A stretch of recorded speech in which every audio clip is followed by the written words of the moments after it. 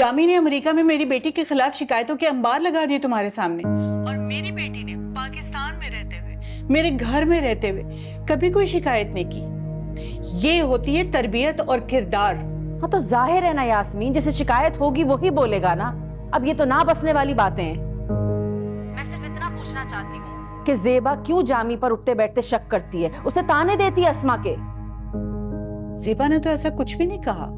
मैंने खुद देखा था जामी को और उस लड़की आसमा को आइसक्रीम पार्लर के बाहर आइसक्रीम खाते हुए, और वो भी तब जब मेरी बेटी मेरे घर में थी। तुम भी आ गई ना ज़ेबा की झूठों में।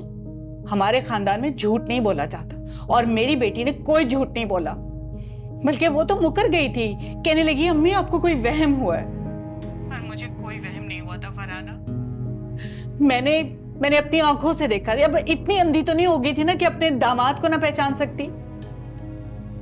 मुझे तो कुछ समझ ही नहीं आ रहा। जामी ने तो साफ इनकार कर दिया कि ऐसा कुछ भी नहीं हुआ है। वो लड़की आसमा तुम लोगों की एयरपोर्ट जाने के बाद घर आई थी। क्या? किसके घर? तुम लोगों के घर, और आके ज़ेबा से मिली थी। उसने उसे बताया कि वो और जामी पिछले 10 साल से छत पर एक दूसरे के लिए खड़े होते रहे, और ये कि आइंदा भी ऐसा होता रहेगा। उसने ये भी बताया था कि फरहाना बाजी उसके लिए रिश्ता लेकर आई थी। वो अलग बात कि उसके अब्बा नहीं माने, वरना आज वो जामी की दुल्हन होती।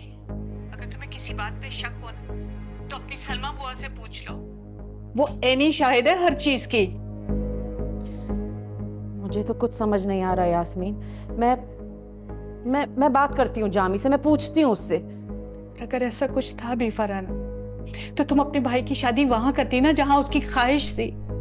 मेरी बेटी को आजमाइश में क्यों डाला? ऐसी बात नहीं है यास्मीन। जामी ने रजामंदी से अपनी शादी की है। ये इंसान 100 लोगों को पसंद करता है, हर किसी से शादी तो नहीं करता फिरेगा ना। हाँ मानती हूँ, मैं रिश्ता लेकर गई थी वहां पर, और ये भी सच है कि अस्मा के वालिद ने इनकार कर दिया था। लेकिन यकीन जानो, मुझे बहुत ज्यादा खुशी है कि ज़ेबा भाभी बनी है मेरी। अस्मा से कई गुना ज्यादा अच्छी लड़की मिली है हमें, और हम सब बहुत खुश हैं कि ज़ेबा हिस्सा बनी हमारे खानदान का। और उसके वालिद क्यों नहीं माने थे? मैंने नहीं पूछा, होगी कोई वजह उनकी। उसकी एक ही वजह थी कि जामी कुछ करता नहीं है। तुमसे किसने कहा है कि जामी कुछ नहीं करता? तो तुम बता दो, क्या करता है वो? अरे यास्मीन, तुम्हें बताया तो है। अब्बा का कारोबार है, उनकी दुकानें हैं, वो सब संभालता है, और फिर हमारी इतनी जायदादें हैं। तुम सब कुछ तो जानती हो हमारे बारे में यार। वो जो तुम्हारे अब्बा का कारोबार था ना, वो तो कभी का खत्म हो चुका है। पूरे बाजार में किसी दुकान पे ना तुम्हारे अब्बा बैठते हैं और ना जामी उनके साथ बैठता है। और रही जायदादें, उनके ऊपर मुकदमे चल रहे हैं। तुम्हें और ज़ेबा को किसी ने जरूर वरगलाया है। इतनी पुरानी दोस्ती है हमारी यास्मीन, और तुम अपना अंदाज देखो, तुम किस तरीके से बात कर रही हो मुझसे। पुरानी दोस्त तो इसीलिए तकलीफ हो रही है। मेरी बेटी के साथ जो कुछ हो रहा है, इसकी वो हकदार नहीं थी। अम्मी क्या हुआ? किससे बात कर रही थी आप? किस बात के लिए अब्बा? बेटा, तुम्हारी शादी का फैसला गलत था। जामी एक गलत इंतखाब था, गलती थी।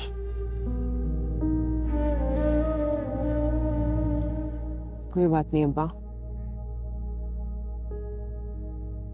किस्मत। नहीं बेटा, नहीं, किस्मत ही तो नहीं बनने देना चाहता मैं। क्यों हम किस्मत का फैसला तस्लीम कर लें? इसलिए ज़ेबा, बेटा मैं चाहता हूं कि हम एक फैसला कर लें।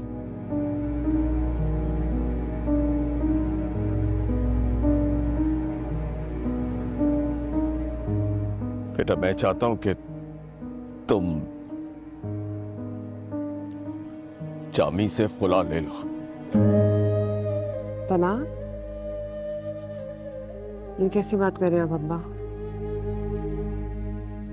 बेटा मैं मानता हूं कि ये बहुत बड़ा फैसला है, इतना आसान फैसला नहीं है, लेकिन सेबा एक बार रो लेना सारी जिंदगी रोने से बेहतर होता है बेटा, बेहतर होता है।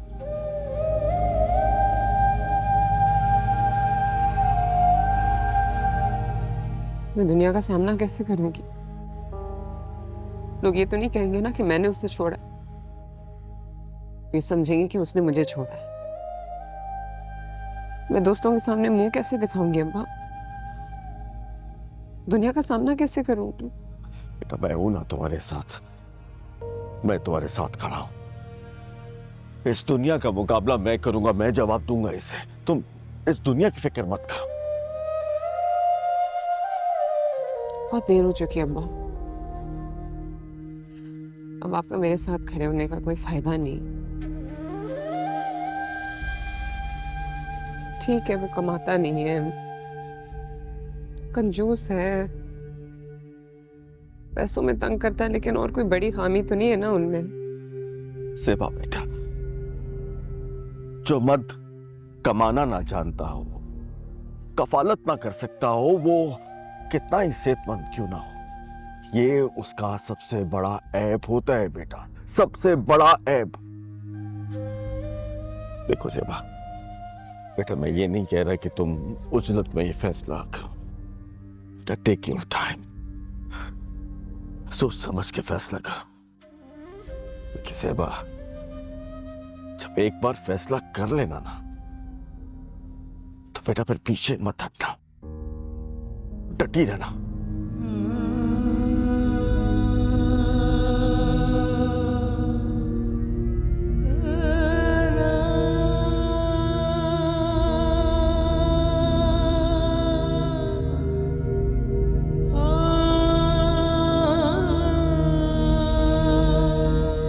सेबा बेटा, मैं अब तुम्हें वहां भेजना नहीं चाहता, नहीं भेजना चाहता मैं तुम्हें अब वहां।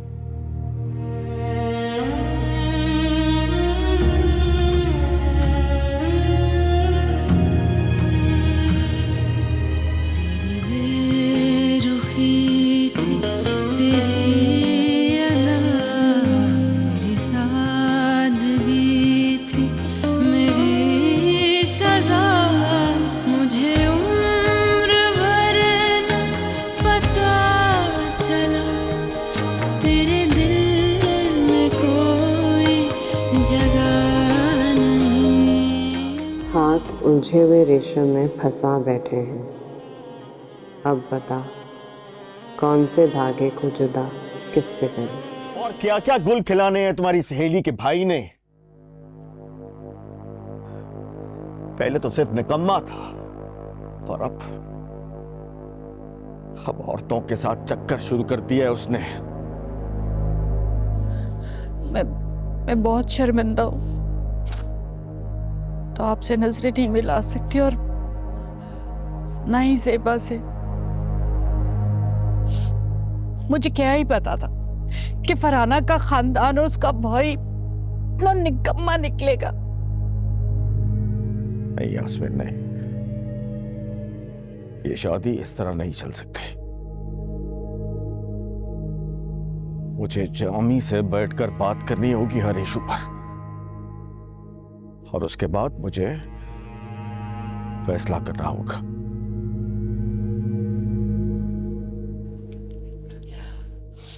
मेरा भी आपको यही मशवरा है कि एक दफा उसे बुलाए और उससे बात करे कि फरहाना तो हर बात से मुकर गई है। वो कहती है कि ऐसी कोई बात है ही नहीं। मैं इतनी हैरान हूं कि किस तरीके से उसने मुझसे फोन पे बात की है।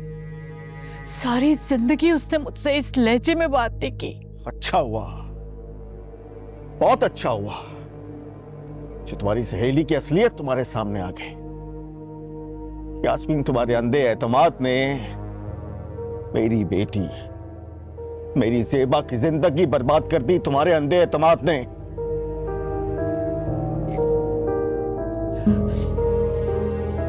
सारा कसूर तो मेरा नहीं है ना।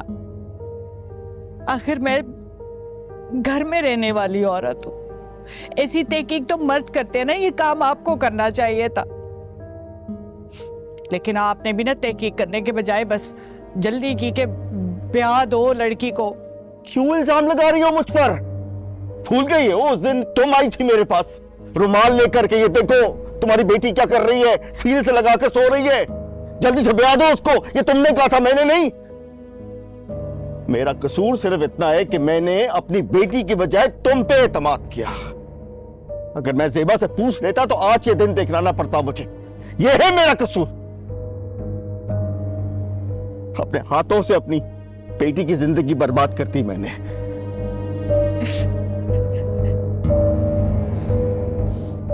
हेलो, अस्सलाम वालेकुम। कैसी हो तुम? वालेकुम सलाम, मैं ठीक हूँ। मुझसे हाल नहीं पूछोगी? कैसे हैं आप? बस यार तबीयत ठीक नहीं है, जुकाम है, फ्लू है, और फिर घर में कोई ख्याल रखने वाला भी नहीं।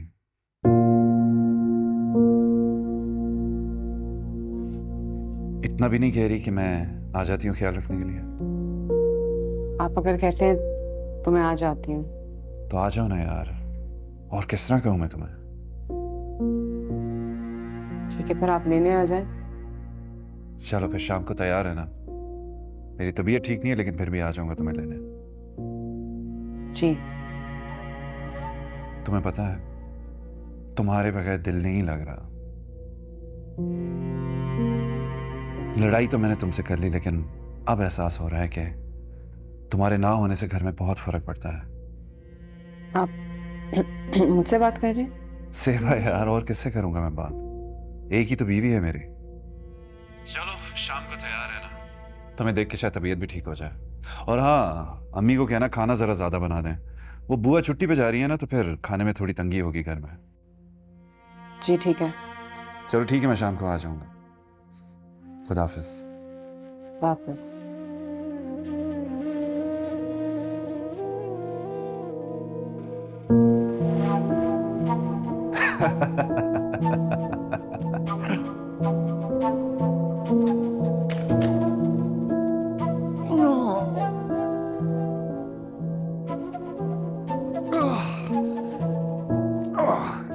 चल जानी नहीं यार, बात होगी उससे।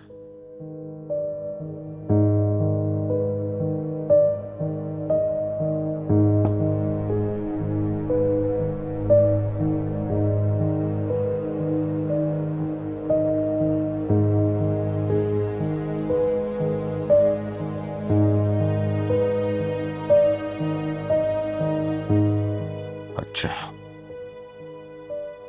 तो ये तुम्हारा फैसला?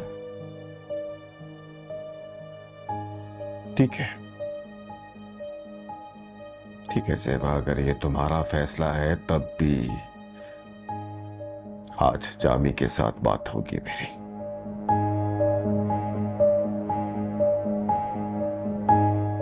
ठीक है अब्बा, लेकिन मुझसे तलाक की बात ना कीजिएगा।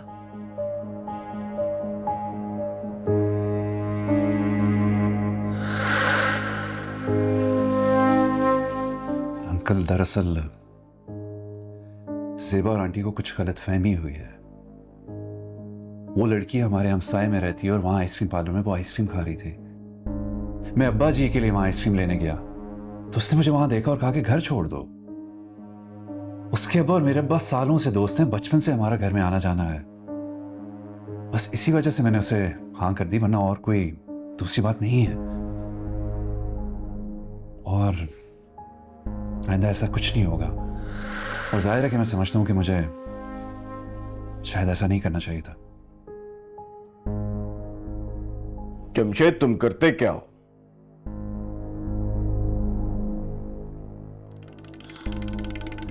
अंकल, बस अभी एक नया बिजनेस शुरू किया है रईस भाई के साथ, इंपोर्ट एक्सपोर्ट का। मैं बहुत जल्द आपको उसकी सारी तफसील भी दे दूंगा। अच्छा, इसका मतलब है तुम पहले कुछ नहीं करते थे।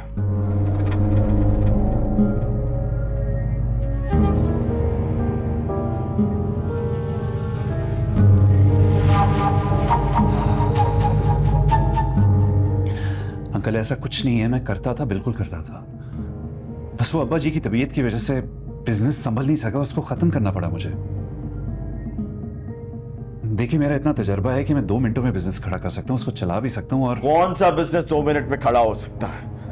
बिजनेस महीनों में खड़ा होता है, सालों में जाके चलता है, और दिहाइयों के बाद इंसान किसी जगह पहुंचता है, किसी काबिल होता है।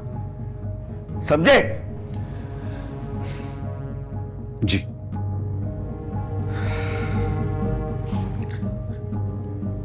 और याद रखना, मैं आज पहली और आखिरी बार अपनी बेटी को तुम्हारे साथ भेज रहा हूं। अगर आज के बाद मुझे किसी भी किस्म की कोई भी शिकायत मिली तो मैं तुमसे पूछूंगा नहीं, अपनी बेटी को वापस ले आऊंगा। याद रखना जमशेद मियां, मेरी ज़ेबा, मेरी बेटी मुझ पर कभी बोझ नहीं बनेगी, कभी नहीं।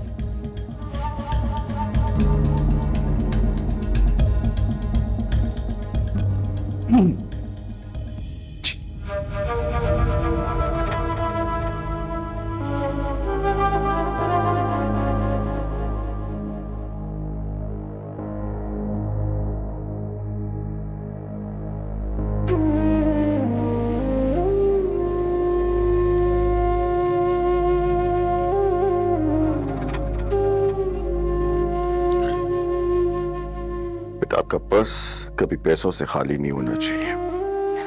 ये रखो। नहीं नहीं अब्बा, ये क्या करें? मैं कह रहा हूं ना, अब्बा मुझे इसकी जरूरत नहीं। आप ये तुम्हारा हक है और मेरा फर्ज। मुझे मेरा फर्ज अदा करने से मत रोको। देखो सेब, कि तुम्हारा फैसला है, लेकिन मैं फिर कहता हूं, एक बार बेटा फिर सोच लो। मुझे नहीं लगता कि वो शख्स कभी बदलेगा, और अगर वो कभी बदल भी गया ना, तो मुझे लगेगा कि मेरे अल्लाह को मेरी कोई नेकी अच्छी लग गई है। सोच लो बेटा, एक बार फिर सोच लो। मेरी हमनशी, मेरी मेहरबान, मेरी हमनशी, मेरी मेहरबान, मेरे दर्द की जो दवा नहीं, मेरे आश्क मेरा नसीब है, मेरे आश्क मेरा नसीब है, मुझे तुझसे कोई गिला ख्याल रखना बेटा, जल्दी आना। नशी, मेरे मेहरबान। अब्बा मुआवजे भी तो होते हैं ना। बेटा, जिस शख्स में, जिस मर्द में कफालत करने की एहलियत ही ना हो, उनके लिए मुआवजे नहीं हुआ करते।